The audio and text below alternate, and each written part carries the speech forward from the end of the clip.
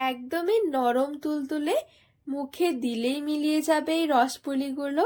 মাত্র 5 টাকা সুজি থাকলেই ঝটপট তৈরি করে নিতে পারবেন। খেতে ভীষণ ভালো লাগে, পুরে ঠাসা, মুখে দিলেই মিলিয়ে যাবে। একদমই অল্প সময়ের মধ্যে ঝটপট তৈরি করে নিতে পারবেন।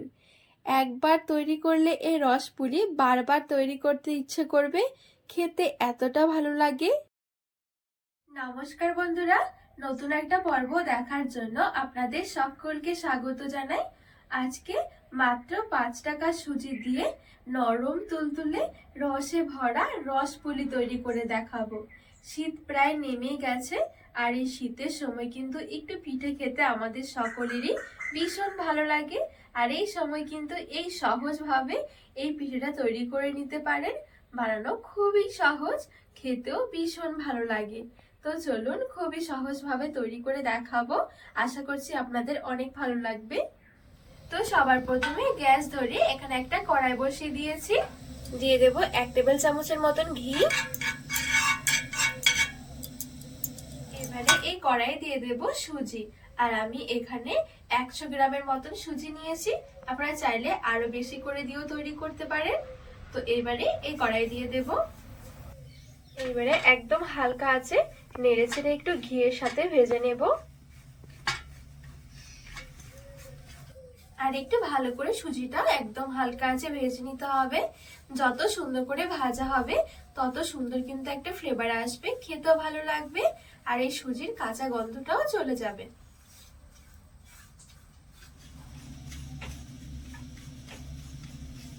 খুব সুন্দর করে একদম হালকা আছে 4 থেকে 5 মিনিটের মতন একটু সুজিটা ভেজে নিয়েছি। এবার আমি দিয়ে দেব লিকুইড ঘন দুধ। দুধের পরিবর্তে আপনারা কিন্তু চাইলে জলটা দিয়েও করতে পারেন, তবে দুধটা দিলে টেস্টটা ভালো আসবে। তো অবশ্যই করে কিন্তু এখানে সুজিটা একটু মেপে নিতে হবে। যে বাটি মেপে সুজিটা নেবেন সে বাটিরই দিতে হবে 2 বাটি লিকুইড দুধ। দুধ মানে যতটা হবে সুজি ঠিক তার ডবল হবে লিকুইড দুধ বা জল।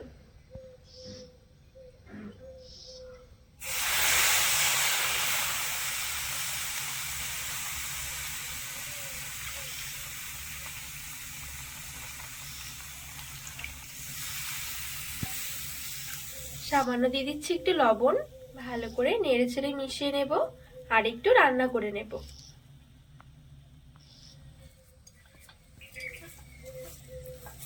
তো এখানে রান্না করতে করতে দেখবেন কিছুক্ষণ মধ্যেই খুব সুন্দর এরকম ঘন হয়ে আসবে আর একটা ডোয়ের মতন হয়ে যাবে। এই দেখুন। তো এখানে খুব সুন্দরভাবে আমি একটা ডোয়ের মতন তৈরি করে নিয়েছি। এবারে এই ডোটা নামিয়ে একটু ঠান্ডা করে নেব।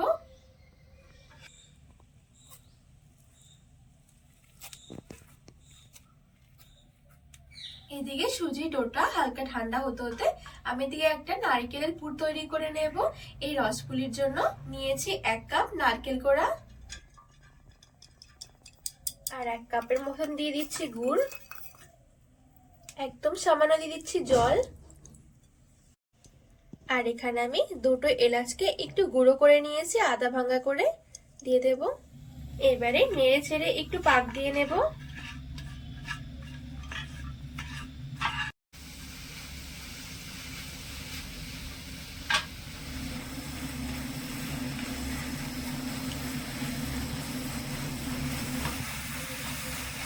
তো এখানে খুব সুন্দরভাবে নারকেলটা পাক দেওয়া হয়ে গেছে। নারকেলের যে এক্সট্রা একটা জল ছিল সেটাও শুকিয়ে গেছে, একটু ভাজা ভাজা হয়ে গেছে। এবারে নারকেলের পুরটা আমি নামিয়ে নেব।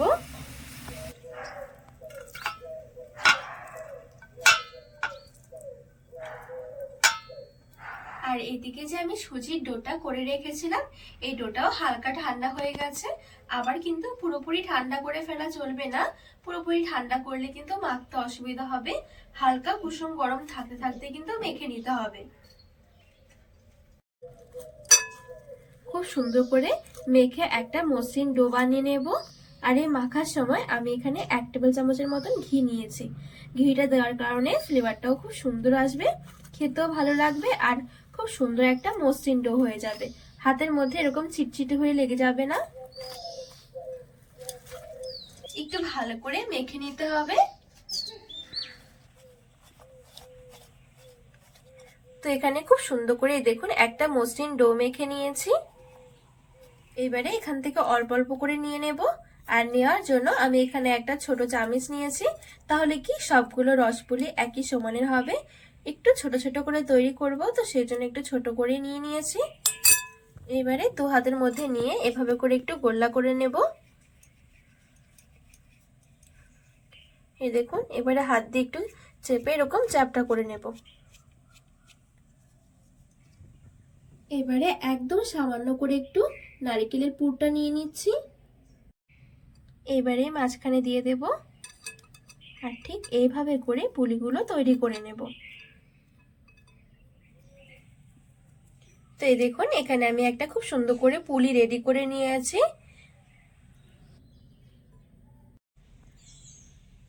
তো এই দেখুন, আরো একটা রেডি করে নিয়েছি।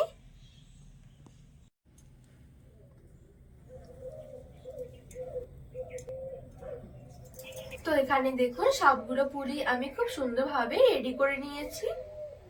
এইবারে এদিকে এই রসপুলি ভাজার জন্য কিছুটা তেল কড়াইয়ের মধ্যে ভালো করে আমি গরম করে নিয়েছি। মিডিয়াম আছে, মিডিয়াম গরম করে নিতে হবে তেলটা, খুব বেশি ঠান্ডা হলে কিন্তু হবে না। এবারে আমি এই পুলিগুলো ছেড়ে দেব।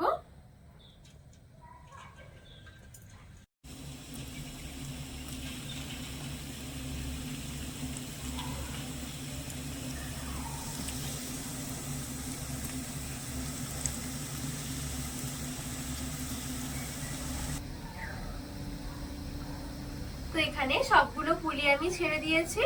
অবশ্যই করে কিন্তু গ্যাসের আঁচটা মিডিয়ামে রাখতে হবে, হালকা আঁচে ভাজাই যাবে না, তাহলে পরে কিন্তু আবার ভেঙে যাবে।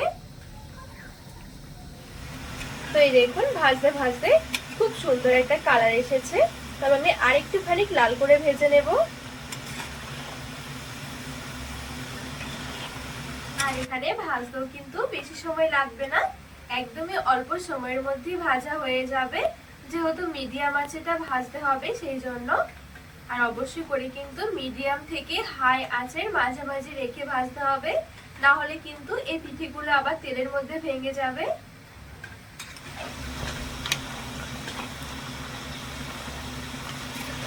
তো এই দেখুন, ভাজতে ভাজতে খুব সুন্দর কিন্তু একটা কালার এসে গেছে। এইবারে তেল ঝরিয়ে তুলে নেব।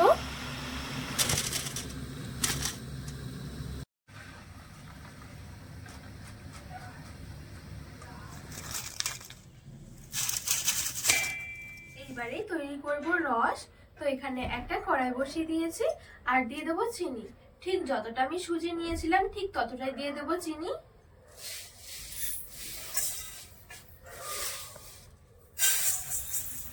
এক বাটি চিনি হলে এক বাটি দিতে হবে জল। নিয়েছি 3টে এলাচ, নেড়ে ছেড়ে চিনিটা গলিয়ে নেব। তো এখানে দেখুন চিনিটা কিন্তু খুব ভালোভাবেই গলে গেছে। এবারে এই রসের মধ্যে পুলি পিঠেগুলো দিয়ে দেব। আর মিডিয়াম থেকে লো আঁচের মাঝামাঝি রেখে 1 থেকে 2 মিনিটের জন্য একটু জাল দিয়ে নেব।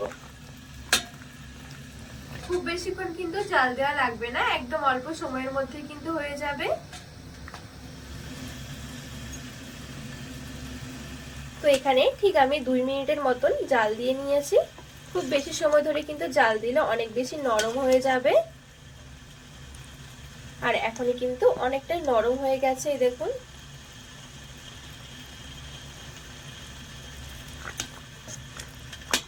এবারে গ্যাসের আঁচটা বন্ধ করে ভালো করে একটু ঠান্ডা করে নেব।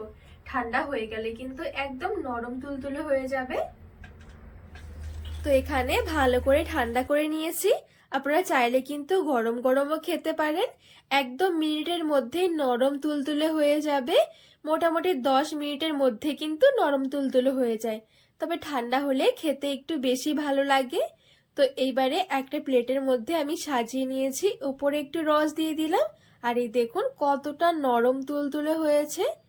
ভেতরে নারকেলের পুর দেওয়ার জন্য কিন্তু আরো বেশি ভালো লাগে রসপুলিগুলো খেতে। একবার অবশ্যই ঝটপট বানিয়ে দেখবেন, মিনিটের মধ্যে কিন্তু হয়ে যায়। ভীষণ ভালো লাগে রসপুলিগুলো খেতে। এই দেখুন বন্ধুরা, আজকে এই রসপুলি আপনাদের কেমন লেগেছে অবশ্যই কিন্তু কমেন্ট করে জানাবেন। আর এভাবে অবশ্যই একবার হলেও বাড়িতে বানিয়ে দেখবেন, খেতে কিন্তু ভীষণ ভালো লাগে।